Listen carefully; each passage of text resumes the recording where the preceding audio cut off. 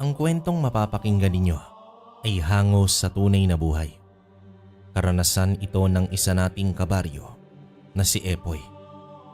Nangyari ito taong 1996 sa lugar ng Bugasong, Antique.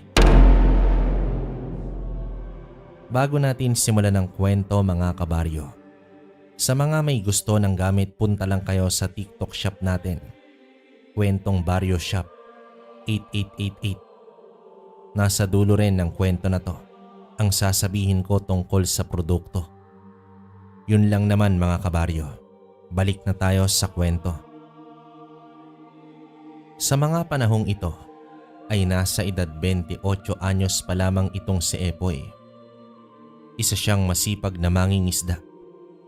Uli lang lubos na siya, simula pa noong ipinanganak.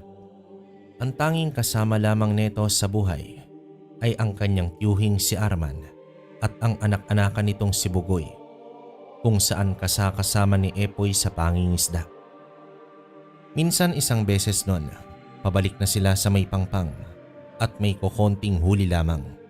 Dahil sa pagkaburyong ay napagdiskitahan ni Bugoy ang katig habang inuulitan niya ito ng pangalan niya.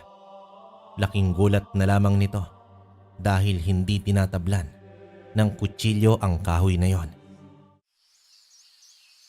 Kuya Epoy, anong klaseng kawayang gawa ang katig na ito? Bakit ayaw pong tablan ng kutsilyo ko? Katulad lang naman sa mga pangkaraniwang bangka ang sasakyan natin, Bugoy. Parehong materyales at wala ng iba pa.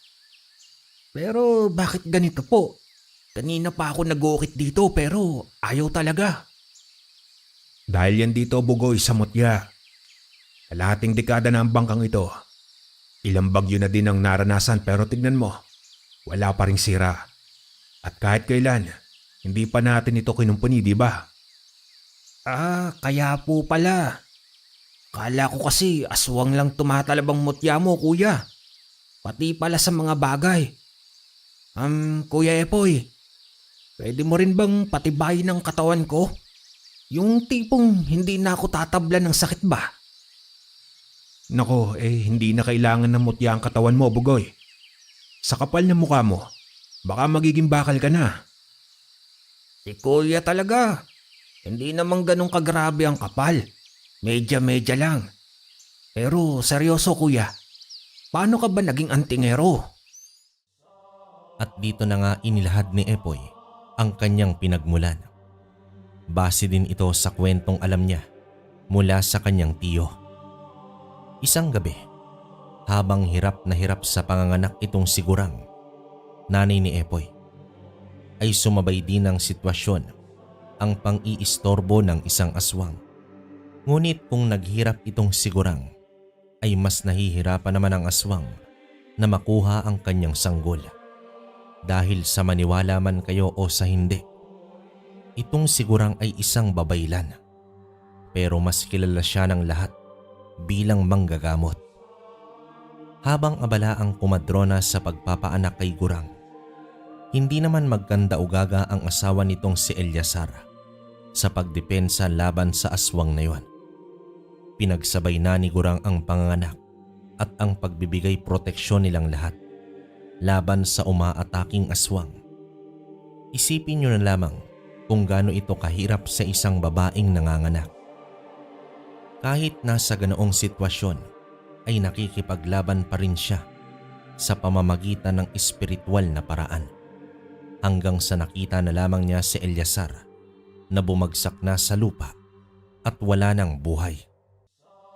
Pinilit niyang mailabas ang sanggol at nang nakalabas na ito at malakas na umiyak ay nagkalampagan pa ng gusto ang buong bahay nila dahil ito sa pagwawala ng aswang.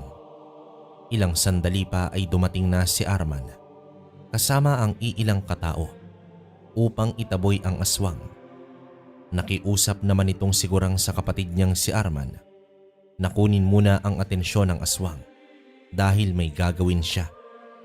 Nang mabaling na ang atensyon ng aswang sa mga kalalakihan, ay dito na isinagawa ni Gurang ang paglilipat ng kanyang proteksyon sa kanyang anak. Ipinatong din niya sa dibdib ng anak ang kwintas kung saan nakakonsagra ang mutya ng magkuno. Naluluhang nagbilin itong si Gurang sa kumadrona na wag ihiwalay ang kwintas sa anak niyang si Epoy. Umiiyak naman na tumango ang kumadrona at naupo pa ito sa sulok ng silid at kalong-kalong ang sanggol habang si Gurang ay pilit na bumangon at naglakad. Sa abot ng kanyang pinakauling lakas ay nilabanan niya ang aswang at naging payapa ang gabi. Ngunit kasunod ng pagkatahimik ng lahat ay ang pagbagsak naman nitong si Gurang. At iyon ang naging simula sa kapangyarihang tangan ni Epoy na ilipat sa kanya ang proteksyon at gabay ng mga sinaunang babaylan, pati na rin ang mutya ng magkuno. Konting description lang mga kabaryo. Sa mga hindi nakakaalam, ang mutya ng magkuno ay mula ito sa mismong kahoy na may kaparehang pangalan. Ang katangian ng kahoy ng magkuno ay ubod ito ng tigas at sinasabing bukod sa pinakamatigas na kahoy sa bansa, ito rin ang pinakamahal na kahoy sa atin.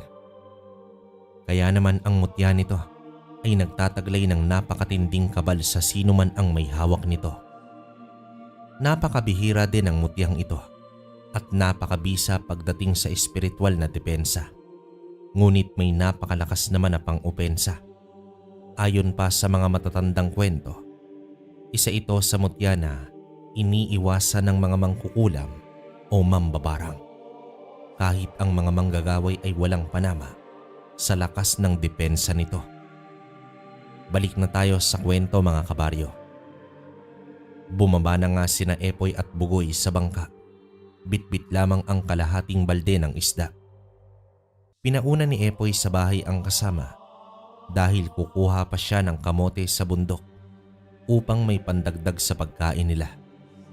Samantala, hindi naman maiwasan ni Bugoy na banggitin sa ama ang nalaman nito tungkol kay Epoy. Huwag maging matabil ang bibig mo, Bugoy, tungkol sa mga ganitong bagay. Minsan may mga pangyayari sa nakalipas na hindi na dapat pinag-uusapan pa. Sa palagay ko ay sapat na ang mga narinig mo. Kaya huwag ka nang mag-usisa pa. Bakit po, Itay? May ibang kwento pa bang hindi sinasabi sa akin si Kuya? O baka hindi niya pa alam? Kasasabi ko lang na huwag ka nang mag-usisa. Eto ka na naman humihirit pa. Mas mabuting linisin mo na lang ang mga isda kaysa kung ano-ano ang mga itinatanong mo dyan. Ilang sandali pa ay nakauwi na itong si Epoy. Bitbit ang kalahating sako ng mga kamote. Lumapit naman agad ang tiyuhin niya at mahinang nagwika tungkol sa sinasabi nito kay Bugoy. Inabisuhan naman siya ni Epoy na mas mabuting hindi na ibahagi kay Bugoy ang iba pang mga bagay. Medyo umalma naman itong si Epoy dahil kahit hindi kadugo, kapamilya na ang turing niya kay Bugoy. Sa kanila na kasi ito namulat. Sa mahina pa ring boses nakiusap itong si Arman na iba ang sitwasyon ni Epoy kumpara sa ibang namatayan ng magulang. At upang wala ng argumento ay tumango na lamang si Epoy at tumungo na sa likod bahay. Samantala, isang hapon, habang naglalakad si Bugoy, ay nakasalubong niya ang isang babaeng matanda. Kulubot na ang balat at bahagyang nakayuko na ang tindig nito. May dala din itong tungkod pang alalay sa paglalakad. Maliit lang din ang matanda at mukhang mabait naman. Nagtanong naman ito kay Bugoy kung nasaan ang bahay ni Gurang. Medyo napaisip itong si Bugoy dahil ang totoo, isa lang ang kilala niyang Gurang sa baryo. Walang iba kundi ang ina ni Epoy. Pero hindi niya ito nasilayan. Kaya naman ay itanong na lang niya kung ang inahanap ba ng matanda ay ang manggagamot ba na si Gurang. Ngumiti at tumango ang matanda na tila nabuhayan. Subalit nang sabihin ni Bugoy na matagal nang patay si Gurang, ay tila ba nalungkot ang matanda. Sinundan naman niya ng isa pang tanong kung ano sana ang kailangan niya sa manggagamot. Sumagot naman ang matanda na nais niya sanang magpagamot. Muling napaisip itong si Bugoy dahil halos 3 dekada nang patay itong sigurang. Kung parokyano siya nito, imposibleng hindi alam ang nangyari. Ngunit inintindi na lamang ni Bugoy at dahil doon ay nagpaalam na lamang ang matanda. Pero bago pa ito tumalikod ay natanong nito kung kakilala ba niya itong sigurang. Sumagot naman si Bugoy na sigurang ang kapatid ng kanyang ama at iyon ang malaking pagkakamali ni Bugoy.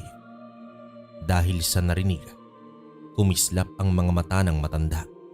Ngumiti ito at nagpaalam na ng tuluyan. Ang tagpong yon ay hindi naman binigyang halaga ni Bugoy. Hanggang sa ilang araw lang ang nakalipas ay biglang nagkasakit itong si Bugoy. Sanay si Epoy na laging nauna si Bugoy kung papalaot sila. Ngunit sa umagang yon ay nakahiga pa ito. Nang alugin ito ni Epoy ay napakainit ni Bugoy. Agad na kumilos ang antingero upang mabigyan ng lunas ang binata. Naghintay muna ng ilang minuto si Epoy bago nagpaalam sa tiyuhin upang mamalaot na lang mag-isa. Ngunit ang sandaling yon ay ang huling beses na pala niyang makitang buhay itong si Bugoy. Sumapit ang hapon. Papadaong na si Epoy sa may dalampasigan. Batid niya na napakatahimik sa tabing dagat.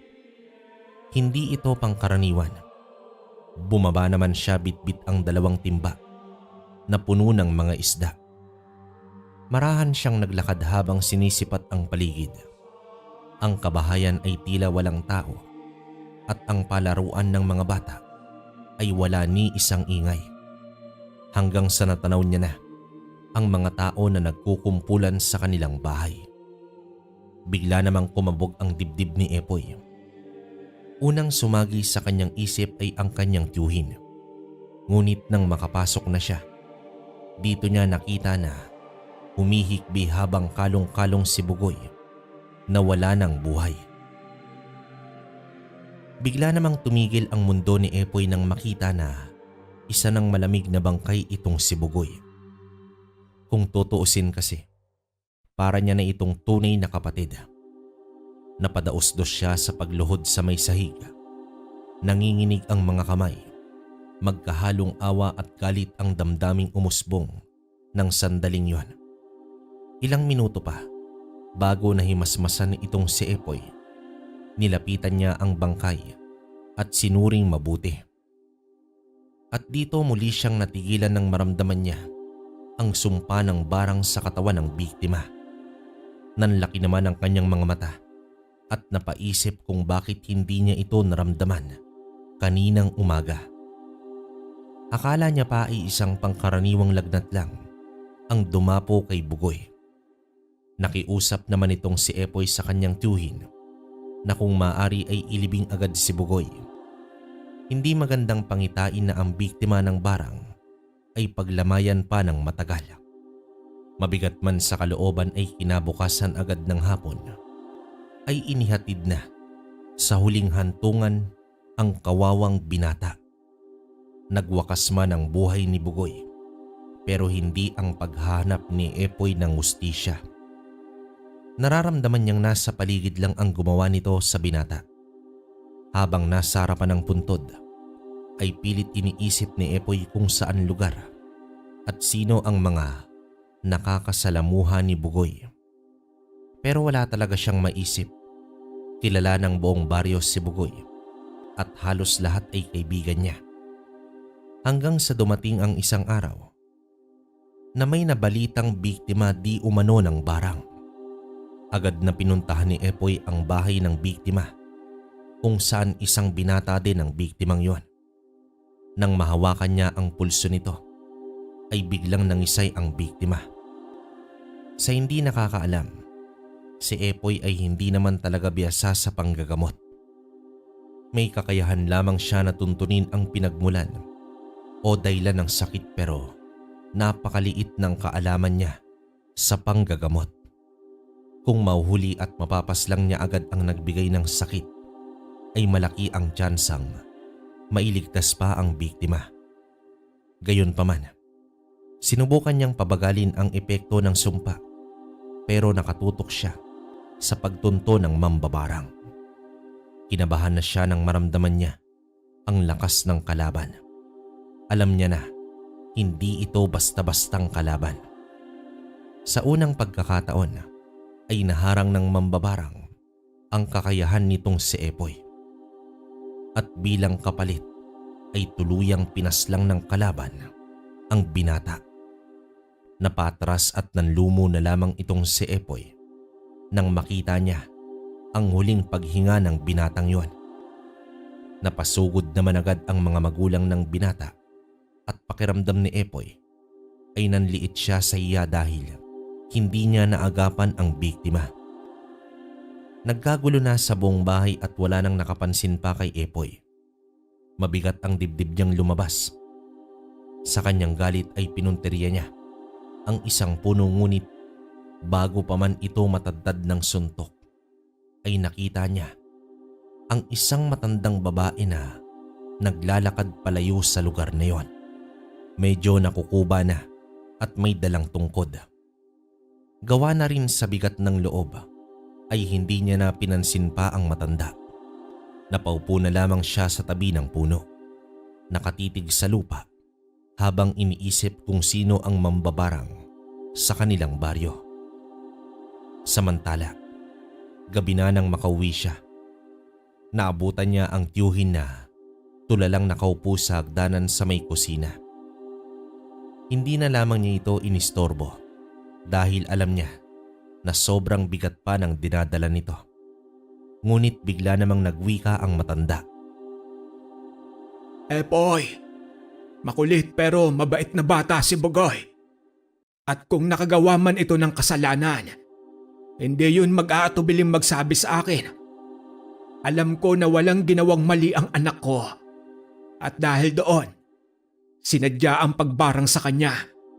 Isang baliw ang gumawa nito sa aking anak. Napayuko na lamang siya dahil wala naman siyang maisagot sa tiyuhing naghihinagpis. Marahan naman siyang tumalikod at pumasok ng kwarto. Samantala, kakalibing pa lang ng binatang biktima ay may sumunod na binarang na naman at isang binata ulit ang biktima. Ito na ang ikatlong biktima ng barang sa kanilang baryo. Mabilis na sumugod si Epoy at napagtanto niya na parang iisa lang ang bakas ng kalaban at kung sino ang bibiktimahin. Nakapagsalita pa ang binata sa huling beses at ayon dito, wala naman daw siyang nakaalitan o nakaaway. Ngunit sa kasamaang palad ay tila nawalan na ng kakayahang magsalita pa ang binata at nakatirik na lamang ang mga mata nito. Sa muli ay isa na namang biktima ang napaslang sa harap mismo ni Epoy. Napaatras ang antingero at lumabas ito ng bahay.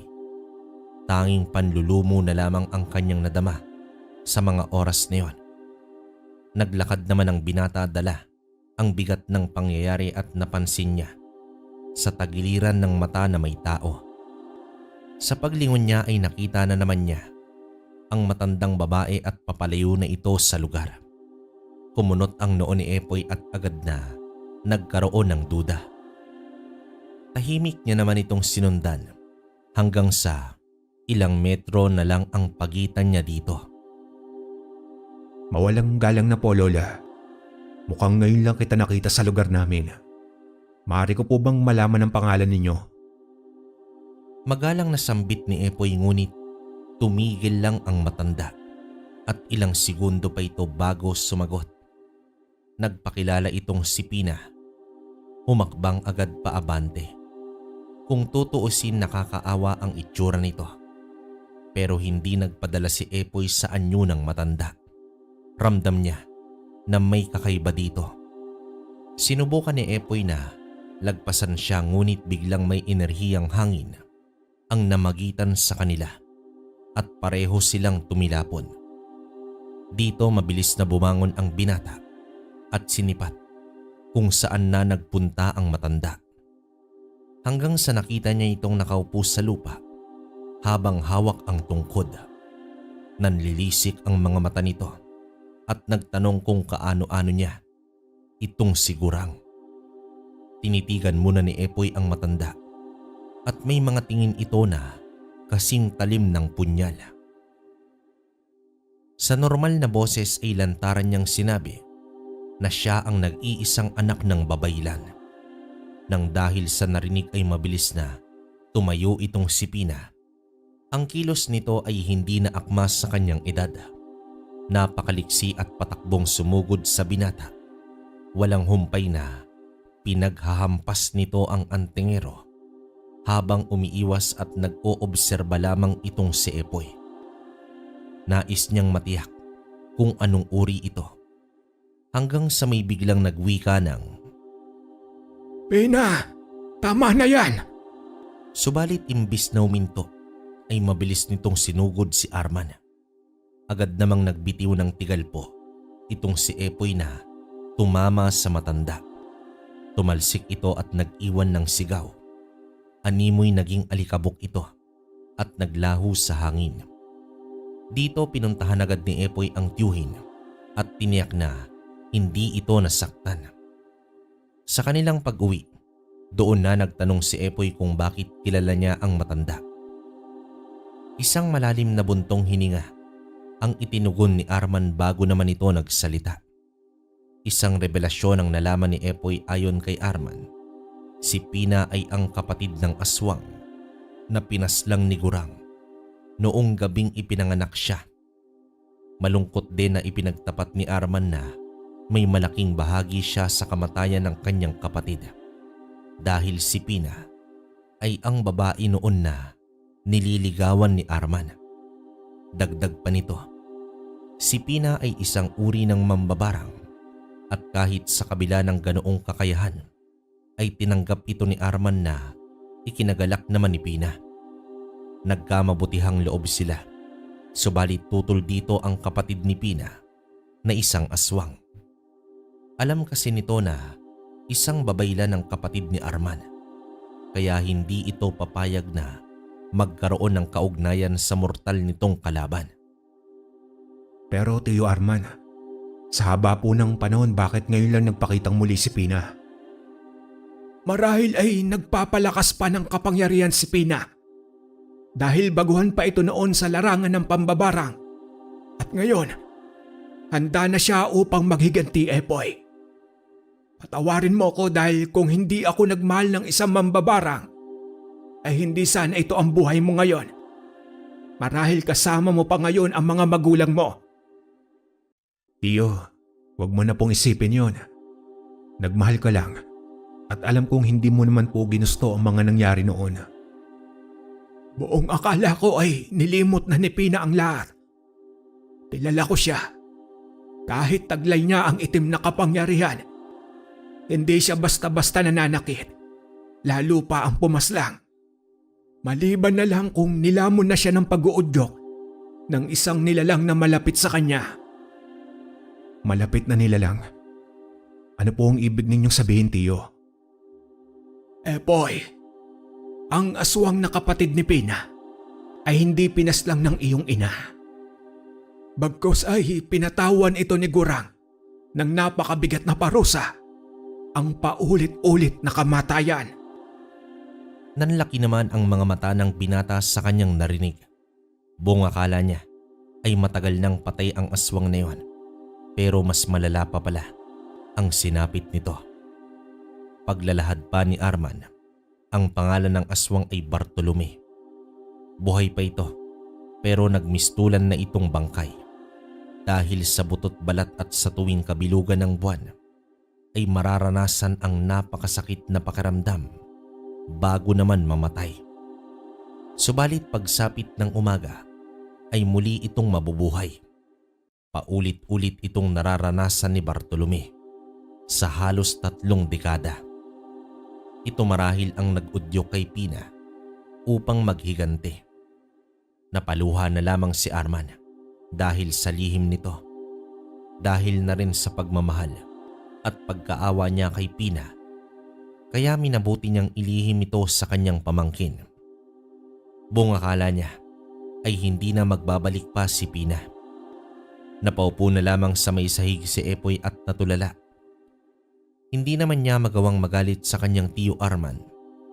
Dumaan pa ang ilang minutong pananahimik hanggang sa nagtanong na si Epoy kung saan matatagpuan ang aswang na si Bartolome. Balak ni Epoy na tapusin na nito ang mahabang panahon na paghihirap ng aswang na yon. At nais din niyang isunod ang kapatid nitong si Pina dahil na rin sa pagpaslang ng 3 binata at isa na dito ay si Bugoy. Inisip na rin kasi ni Epoy na si Pina ang mambabarang na pumaslang sa mga biktima. Tama ka, Epoy. Dapat nang matigil ang kahibangang ito. Base sa aking nasaksiyan kanina, hindi na si Pina ang babaeng minahal ko noon. At siya marahil ang pumaslang sa anak ko at sa iba pang kabataan. Ngayon pa lang po ay humihingi na ako sa inyo ng paumanhin, tiyo. Dahil hindi ko sasantuhin ang magkapatid na demonyo. Kinabukasan, 3:00 ng hapon, nakatayo na si Epoy sa mismong tapat ng bahay ni Pina. Tanaw niya ang buong paligid nito at kabuuan ng bahay. Maya-maya pa ay bumukas na ang pinto. Bumaba na ang isang matandang babae na tila nakukuba na. Bagamat gano'n ang itsura nito, taliwas naman ang tingin nito na animoy kumikislap sa labis na talas. Umakbang naman ito ng ilang yapak hanggang sa dahan-dahan itong tumayo ng matuwid at ang dating payat na pangangatawan ay biglang nagkalaman at nawala ang mga kulubot nito sa buong katawan. Ngumisi naman itong si Pina na halos kalahati ng kanyang edad ang naging itsura. Ibig sabihin nito, ganoon na kalakas ang mambabarang. Bumungad ng talumpati si Pina at ayon dito, nagkamali siya ng pinaslang noong una. Akala niya kasi ay anak ni Gurang ang kanyang napaslang at ang kanyang tinutukoy ay si Bugoy. Kasabay ng ngisi at mahinang pagtawa nito ang pagngingit-ngit sa galit ni Epoy. Nag-uumpugan ang mga ngipin sa tindi ng naramdaman.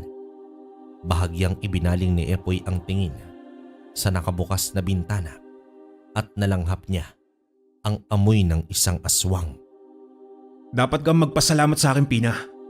Dahil sa araw na ito, magtatapos na ang paghihirap ng kapatid mo. Tatapusin ko na ang sinimulan ng aking ina. Gawa nga sa sinabi ni Epoy, nanlisik ang mga mata ni Pina at sumigaw na ito ng matindi. Dumi pa ito at nag-usal naman sa hangin.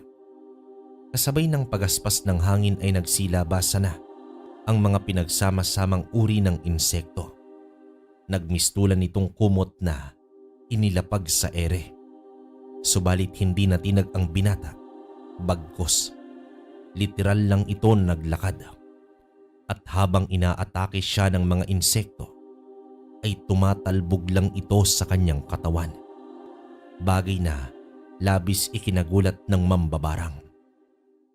Dito napapatras na ang mambabarang at hindi nito napigilan ang binata na makapasok sa mismong pamamahay nito. Sumigaw itong si Pina at pinapalayas si Epoy kasabay sa pagmando niya sa mga insekto na atakihin ang binata. Ngunit wala itong epekto kay Epoy. Sa pagpapatuloy pa ni Epoy ay halos magwala na sa galit itong si Pina. At doon sa loob ng isang silid, nakaratay itong si Bartolome. Nanlaki naman ang mga mata nito at pilit na nagmamakaawa sa mahina at garalgal na tono. Biglang natahimik ang paligid. Si Pina ay nakikiramdam ng maigi mula sa labas ng kanyang bahay hanggang sa lumusot si Bartolome sa dingding at bumulagta na sa lupa. Lalapitan sana ito ng kapatid ngunit biglang sumugod si Epoy dahilan upang mapatras ito. Nakiusap naman siya na wag nang galawin ang kapatid ngunit buo na ang desisyon ni Epoy. Hinawakan nito ang leeg ni Bartolome at dahan-dahang iniangat. Umiiktad na ang katawan nito sa pagkakasakala habang umaatake naman ang mga insekto ni Pina. Dahil sa walang epekto ito ay mismong si Pina na ang lumapit sa antingero at pinagpapalo niya ng tungkod ang binata. Nahawakan nito ni Epoy at inihagis lang si Pina. At sa mismong mga mata ng mambabarang ay ipinakita ni Epoy kung papaano niya unti-unting pinaslang si Bartolome. Tumitirik na ang mga mata nito at bumuka na ang bibig na nakalabas ang dila, tanda ng malakas na puwersa sa leeg. Kahit desperado na, ay pilit na humahalakhak si Pina at ipinagyabang panamuli din namang mabubuhay ang kapatid. Ngunit yon ang akala niya dahil sa pagbitiw ni Epoy ng usal. Sa ilang segundo ay nasilayan ni Pina ang imahe ni Gurang na nasa likuran ni Epoy at nakangiti pang tumitig sa kanya. Kasunod sa paglaho ng imahe ni Gurang ay ang pagkaagnas ng katawan ni Bartolome. Unti-unting nilipad ng hangin ang tila alikabok na bangkay ng aswang. Sa takot ni Pina ay tumakbo ito ngunit isang tigalpo ang tumama sa likod, dahilan upang bumagsak na siya sa lupa. Kasunod nito ay ang mga baging na humila sa kanyang katawan hanggang sa nasa mismong paa na siya ni Epoy. Pilit niyang kinakalmot ang binata pero hindi man lang ito nasugatan. Sa tindi ng kabal ni Epoy, wala nang nagawa pa si Pina kundi ang magpumiglas. Inagaw ni Epoy ang tungkod at ito mismo ang ginamit upang ipalaw sa mambabarang. Sa bawat paghampas ni Epoy ay unti-unting bumabalik sa pagiging matanda itong si Pina. Kaawa-awa man ang itsura nito, subalit hindi nagpalinlang ang binata. Inundayan niya ito ng matitinding suntok hanggang sa sumuka na ito ng dugo. Ilang minuto pa ang lumipas, gumapang na sa lupa ang matanda at tila ba nagmamakaawa. Dito na sinilaban ni Epoy ang bahay ni Pina. Halos kumawala naman ang kaluluwa ng mambabarang dahil hinihila na siya ni Epoy patungo sa nagliliyab na tahanan. At bilang panghuli, inihagis ni Epoy ang mambabarang sa tila impyerno sa ibabaw ng lupa. Sumisigaw ito habang lumalangoy sa apoy ng dagat. Wala na rin itong kakayahang makapagpalabas pa ng mahika. Kasabay na natupok ang katawan ng mambabarang na matagal nang may balak na maghiganti sa binatang anak ni Gurang, ang antingero na may gabay ng sinaunang babaylan. Okay, so yon mga kabaryo, para sa akin, nandun na naman tayo sa part na bitin yung storya, no? Pero wag kayo malungkot kasi mismong si Epoy yung kausap ko rito at marami siyang gusto pang ipadalang kwento, no? Parang part 1 lang daw to nung karanasan niya kasi sinimulan niya nung bata siya. Lalo na nung nahasa na siya kasi nakatagpo pa siya ng ermitanyo. So hindi literal na biyasang antingero tong si Epoy pero nung tumagal nahasa na siya ng sobra tapos kargado rin to ng mga mutya. Ayaw niya na rin ipasabi kung ano yung mga mutya kasi gusto niya pag nagkaroon ng oras may padala niya yung kwento kung paano niya nakuha yung mga mutyang yon, pero bibigyan ko na kayo ng hint. 5 mutya yung tangan niya kasabay nung kahoy ng magkuno. Tapos yun pa, about naman dun sa produktong sinabi ko sa bungad, magkakaroon tayo ng pulseras ng magkuno. Ito pwede kong ipagyabang sa inyo to mga kabaryo, sa unang pagkakataon. Tayo pa lang ang magkakaroon ng magkuno bracelet. May basbas to ng antingero na taga Quezon at malalaman niyo to pag nagpadala na ng istorya tong si Epoy kasi parang doon natahi yung mga kwento talaga. Bali si Epoy pa rin yung kausap ko rito saka yung iilang antingero kaya lang sobrang layo nila, Quezon sila. Hindi ko na lang din sasabihin yung eksaktong lugar kasi ang ginagawa niya ngayon parang tumatawid siya from Quezon to Antique, Antique to Quezon kasi meron din siyang pamilya pero yun nga sa ngayon nakapokus siya sa pamilya niya pero okay na rin naman yung buhay niya. So parang ang ginagawa niya nagtuturo na lang siya sa mga kabataan no na may gustong mag-aral ng kanan. Kumbaga hinahasa niya yun pero siya hanggang ganito na lang kasi tumanda na rin tong si Epoy. Tandaan nyo 1996 to nangyari. Medyo sariwa pa. Halos kaedad ko lang. No, so yon, hintayin nyo yung magkuno natin. Isa yon sa pinakamagandang gamit mga kabaryo. May ritual na yon, ritualize na at magagarantisa sa inyo mismo ni Epoy na konsagra na yon. Tapos yun pa may paparating pa tayong lana na may orasyon kompleto.